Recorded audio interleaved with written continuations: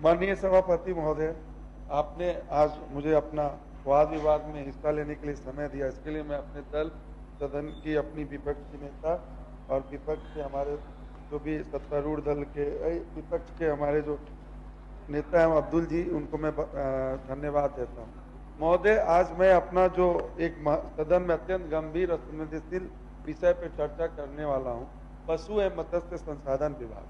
सबसे पहले मैं ये बताना चाहूँगा कि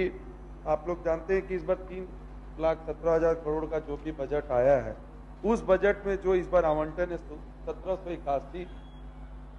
1,781 करोड़ का आवंटन है।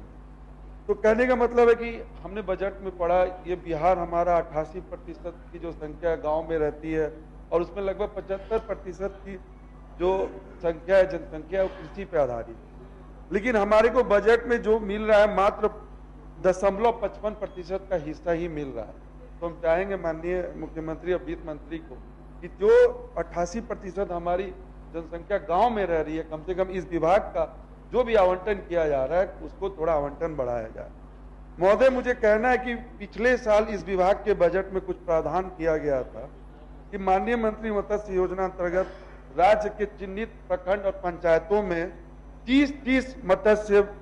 के बाजार के निर्माण किए जाएंगे। तो मैं जानना चाहूंगा कि इस बजट में जो आया है इसकी कोई हमें सूचना नहीं मिली है कि आपने जो 30 मत्स्य बाजार लगाने की, जो निर्माण करने की घोषणा की थी, वो क्या हुआ। इसके साथ साथ हमारे पिछले बजट में ये भी घोषणा थी कि समग्र गव्य विकास योजना के अंतर्गत करोड़ की खरीदारी कर रहे हैं। इसके साथ में मुझे ये कहना है कि आपको मालूम होगा कि भारत दूध का जो भी उत्पादन है उसमें विश्व में नंबर 1, लेकिन मुझे ये सदन में बता रहा हूं कि बिहार का जो दुग्ध उत्पादन में जो स्थान है वो 9वां स्थान है पूरे देश में। और जो यहाँ पे हमारी औसत उत्पादन होती है, हमारी जो औसत उत्पादन है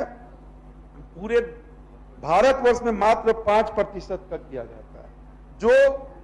प्रति व्यक्ति दूध की उपलब्धता होनी चाहिए वो औसतन लगभग 471 ग्राम देश की औसत, लेकिन हमारे बिहार की जो दूध की उपलब्धता है मात्र 277 ग्राम की है। और अभी अभी हमने देखा